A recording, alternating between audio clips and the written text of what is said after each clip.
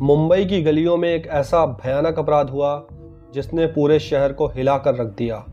यह है कीर्ति murder case की सच्ची कहानी। वीडियो में आगे बढ़ने से पहले आप सभी से एक छोटी सी रिक्वेस्ट है, अगर आपने अभी तक हमारे चैनल क्राइम 25 को सब्सक्राइब नहीं किया है तो जल्दी से कर लीजिए ताकि रियल क्राइम से जुड़ी हर जानकारी सबसे पहले आप तक पहुंच सके। आज हम आपको एक ऐसी भयानक और दिल दहला देने वाली कहानी बताने जा रहे हैं जिसमें एक सामान्य सी लड़की अपने रोज़मर्रा के जीवन में निकलती है लेकिन कभी अपने घर नहीं लौटती। ये कहानी है मुंबई में रहने वाली कीर्ति व्यास की। कीर्ति 28 साल की थी और मुंबई के ग्रैंड रोड स्थित भरत नगर रेजिडेंस में अपने परिवार के साथ रहती थी। पढ़ाई पूरी करने के बाद कीर्ति ने मुंबई के अंधेरी वेस्ट स्थित एक मशहूर ब्यूटी ब्लंट सैलून में काम करना शुरू किया। वहां पर वो एज अ फाइनेंस डिपार्टमेंट में काम करती थी। 16 मार्च 2018 की सुबह दिनचर्या के अनुसार ऑफिस जाने के लिए घर से निकलती है। उस दिन सुबह लगभग 9 बजे कीर्ति के दोस्त सिद्धेश तमनकर और खुशी सहजवानी पहले से अपनी कार लेकर उसके इंतज़ार में खड़े थे। कीर्ति कार में बैठती है और ऑफिस की ओर निकलती है। घर के सदस्य अपने काम में व्यस्त हो जाते हैं लेकिन दिन के लगभग 11:30 बजे कीर्ति की मां को घर के वाईफाई का पासवर्ड चाहिए होता है। पिछली ही रात कीर्ति ने वाईफाई का पासवर्ड बदल दिया था। कई प्रयासों के बावजूद कीर्ति का मोबाइल लगातार स्विच ऑफ जा रहा था। उनकी मां को लगता है कि शायद कीर्ति काम में व्यस्त होगी, इसलिए शायद उसने अपना मोबाइल बंद कर लिया होगा। लेकिन जब शाम का समय बीत जाता है और कीर्ति ऑफिस से नहीं लौटती तो परिवार वालों को चिंता सताने लगती है। परिवार के लोग ऑफिस में कीर्ति के बारे में जानकारी लेने जाते हैं और वहां उन्हें बताया जाता है कि कीर्ति उस दिन ऑफिस आई ही नहीं थी और उसका मोबाइल भी लगातार बंद ही जा रहा है। इस जानकारी के बाद परिवार के सदस्य पूरी तरह से चिंतित हो जाते हैं। उन्होंने कीर्ति के दोस्तों से संपर्क करने की कोशिश की लेकिन सभी दोस्तों का यही कहना था कि कीर्ति से पिछली रात से कोई बात नहीं हुई है। परिवार ने आसपास के इलाकों में कीर्ति को खोजने की कोशिश की लेकिन उसकी कोई खबर नहीं मिली। अगले ही दिन कीर्ति के माता पिता डीबी रोड पुलिस स्टेशन जाकर उसकी मिसिंग रिपोर्ट दर्ज कराते हैं। मामले की जांच शुरू होती है। पुलिस की शुरुआती जांच में पता चलता है कि कीर्ति के दो दोस्त सिद्धेश और खुशी ने उसी सुबह कीर्ति को अपनी कार में बैठाया था। दोनों ने पुलिस को बताया कि कीर्ति ने उसे ग्रैंड रोड स्टेशन पर छोड़ने के लिए कहा था ताकि वो ट्रेन से ऑफिस चली जाए। पुलिस की जांच में कीर्ति के घर के बाहर लगे सीसीटीवी फुटेज की पड़ताल की जाती है। फुटेज में साफ दिखाई देता है कि कीर्ति 9 बजे के लगभग घर से निकलती है और सिद्धेश की कार में बैठती है। कार आगे बढ़ जाती है और यही कीर्ति को आखिरी बार देखा गया था।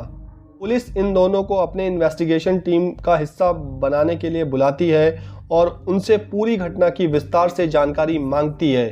सिद्धेश और खुशी पुलिस की जांच में सहयोग करते हैं। शुरुआती जांच में पुलिस को लगता है कि शायद उन्होंने ही कीर्ति के साथ कुछ गलत किया है लेकिन कई दिनों के बाद ये दोनों बेगुनाह पाए जाते हैं। इसके अलावा दोनों लगातार पुलिस की जांच में सहयोग भी करते हैं।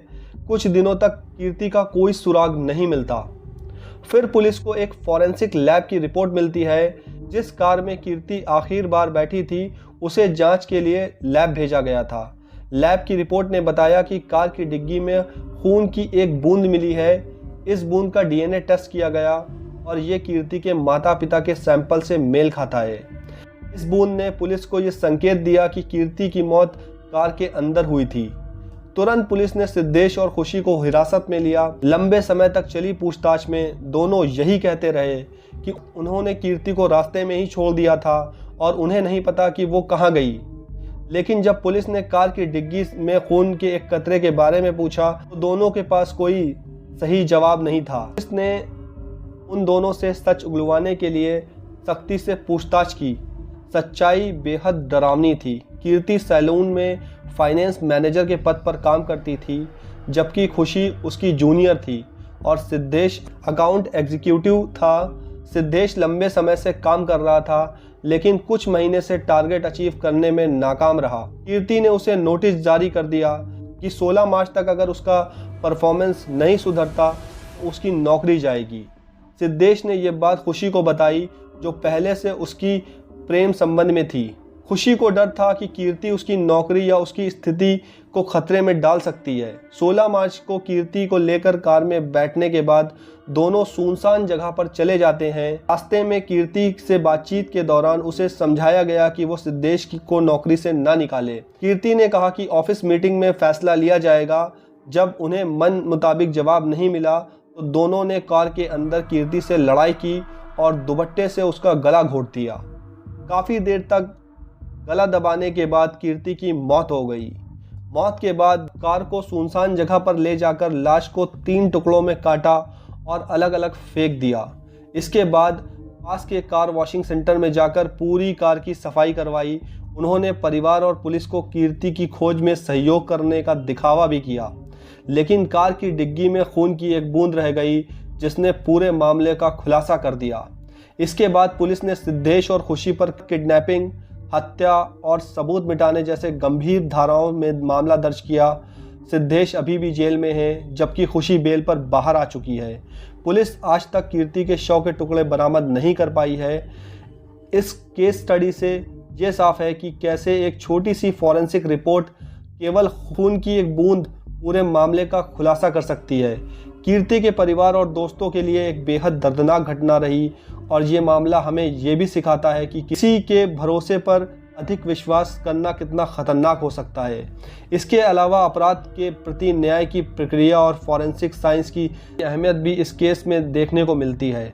इस पूरे मामले ने लोगों के सामने एक उदाहरण पेश किया कि सावधानी और जांच के बिना अपराध अक्सर लंबे समय तक छिप सकता है, लेकिन विज्ञान और पुलिस की कड़ी मेहनत ने अपराधियों को पकड़ने में सफलता दिखाई। सिद्धेश और खुशी जैसे लोग कितने भी चालाक क्यों ना हो, उनकी गलती एक छोटी सी खून की बूंद के कारण सामने आ गई। आज भी कीर्ति के परिवार और समाज के लिए ये घटना एक चेतावनी की तरह है। ये कहानी न केवल एक अपराध है, बल्कि ये मानव स्वभाव, लालच और सामाजिक जिम्मेदारी के बीच संघर्ष को भी दर्शाती है। कुल मिलाकर ये कहानी हमें न्याय, सतर्कता और सावधानी के महत्व की याद दिलाती है। परिवार और समाज के प्रति जिम्मेदारी और कानून व्यवस्था की शक्ति इस पूरे मामले में साफ दिखाई देती है। कीर्ति व्यास का मामला न केवल मुंबई फॉरेंसिक साइंस और अपराध की जांच के महत्व को रेखांकित करता है। अगर आपको इस केस के बारे में कुछ भी पता हो तो आप हमें अपनी राय कमेंट में ज़रूर बता सकते हैं। और अगर आपने अभी तक हमारे चैनल क्राइम 25 को सब्सक्राइब ना किया हो तो जल्दी से कर लीजिए और बेल आइकन को दबाना बिल्कुल ना भूलें। Thank you so much.